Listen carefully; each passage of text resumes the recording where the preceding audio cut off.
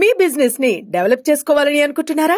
అయితే వెంటనే సంప్రదించవలసిన ఫోన్ నంబర్ 7729969299. రాధా మనోహర్ దాస్ పేరు విన్నారా? విన్నాను. నేను మీ వీడియోల కింద కొంతమంది చాలా మంది మిమ్మల్ని రాధా మనోహర్ దాస్ గారితో పోలుస్తున్నారు.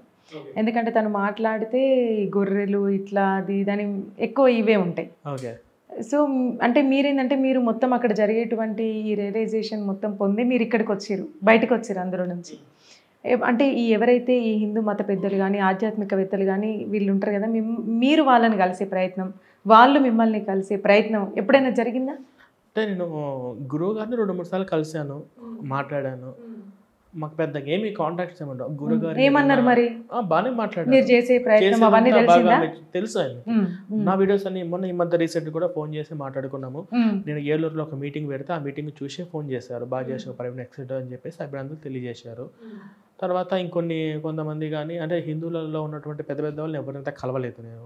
అంటే కరుణాకర్ సుగుణ, శివశక్తి ఈ యొక్క హిందూ సంస్థలు ఎవరైతే ఉన్నారో వాళ్ళని అంటే నేను పర్టికులర్ వాళ్ళతో డైలీ మాట్లాడడం వాళ్ళ కాంటాక్ట్స్ ఏముండదు.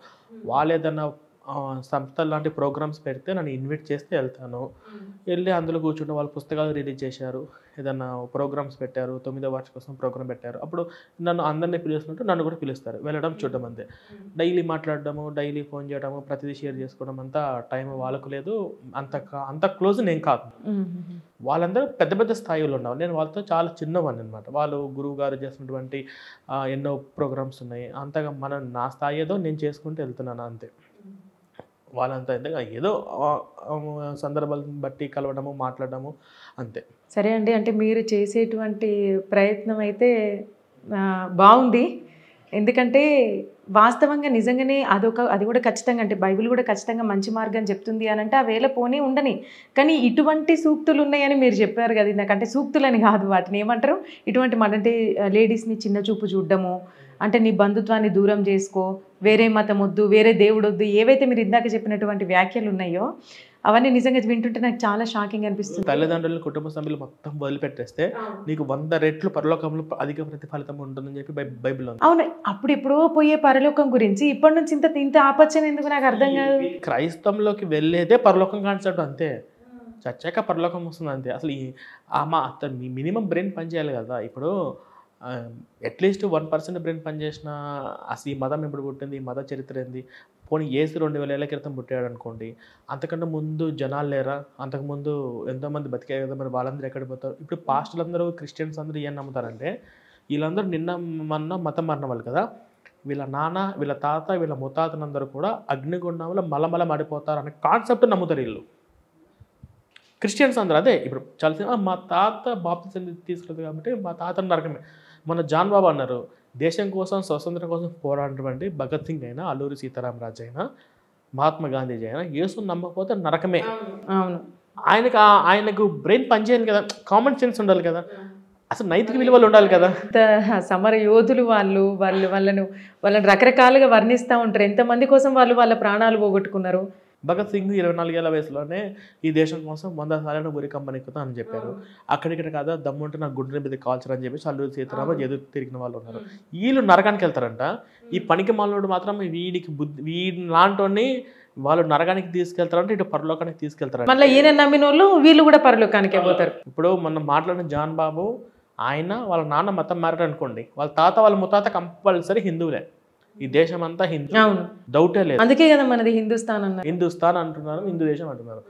వీళ్ళ తాత, వీళ్ళ ముత్తాత, ఆ పైన ఉన్న జనరేషన్లు అందరూ కూడా అనంత కాలము, కోట్ల కాలము, శాశ్వత కాలము నరకలోకంలో అగ్ని ఆరదు, పూరికి చావదు, మలమల మాడిపోతున్నారు అనే కాన్సెప్ట్ నమ్ముతున్నారు.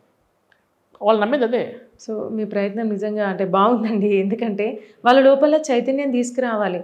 అంటే వాళ్ళని రమ్మని చెప్పడం కంటే ఫస్ట్ బైబిల్ చదివి మీరు అర్థం చేసుకోండి. అది ఒకటి మీరు చెప్పే కాన్సెప్ట్ బాగుంది. నేను ఇదే చెప్పాను లాస్ట్లో, పైన చెప్పిన వచనాలు మీ పాస్టర్లో ప్రశ్నలు అడగండి, మీకు సరైన సమాధానం ఇస్తే చర్చికి వెళ్ళండి.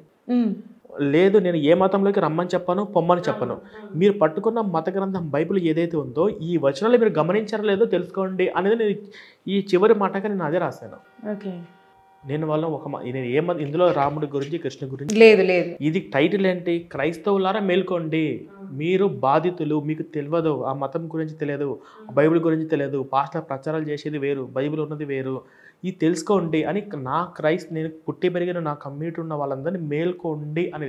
హిందువులు సెకండ్ ఆప్షన్, మతం మారకుండానా లేకపోతే పోయిన వాళ్ళ అనేది సెకండ్ ఆప్షన్. నా వాళ్ళను లేపుకోవడమే. నా కమ్యూనిటీ ఉన్న వాళ్ళు, ముఖ్యంగా మాలామాదిగా ఉన్న వాళ్ళు ఎక్కువ కన్వర్ట్ అయిపోయారు. వాళ్ళు లేరు ఇప్పుడు. వాళ్ళు హిందువులలో మాలామాదిగా ఉన్నారంటే వెతుకోవాల్సి వస్తుంది. అలాంటి పరిస్థితి ఉంది. మనల్ని ఎక్కువగా వాళ్ళకంటే ఇప్పుడున్న పాస్టర్లు ఎక్కువ పీడిస్తున్నారు, ఎక్కువగా హింసకు చిత్రహింసలు పెట్టి గురి చేస్తున్నారు. తెలుసుకోండి అని చెప్పేసి మేల్కొలపడమే అనేది ఈ యొక్క పుస్తకం యొక్క ముఖ్య సారాంశం. Thank you so much Praveen గారు.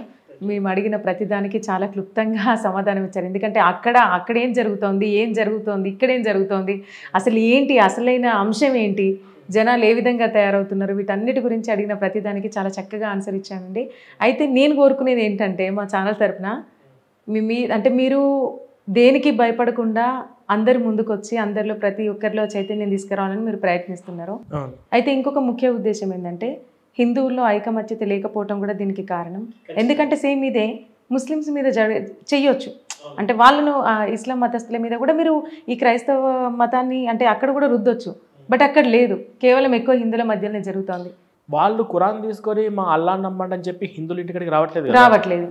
వస్తే అందులో ఏముందో మేము చదివి పరిశీలిస్తాం. అవును, వాళ్ళ ఆచరణ వాళ్ళు ఏమన్నా చేసుకుని. ఇప్పుడు మీరే ఉన్నారు, మీ ఇంట్లో మీరు 4 గోడల మధ్య మీరు ఏ దేవుని పూజించుకుంటారు, నాకు ఎందుకు ఏ దేవుని అర్థం. కానీ మీ దేవుని తీసుకొని నా దగ్గరికి వచ్చినప్పుడే కదా అడగాల్సి. ఇప్పుడు హిందువులు కూడా అదేగా చేయాల్సింది. ఇప్పుడు హిందువులు పాస్టర్లను కొడుతున్నారు, దాడులు చేస్తున్నారు అని అంటే నీ దేవుని తీసుకొచ్చావు, నా దేవుడు అబద్ధం అంటున్నావు, ఎలా ఒప్పుకుంటాము? అన్నా కదా.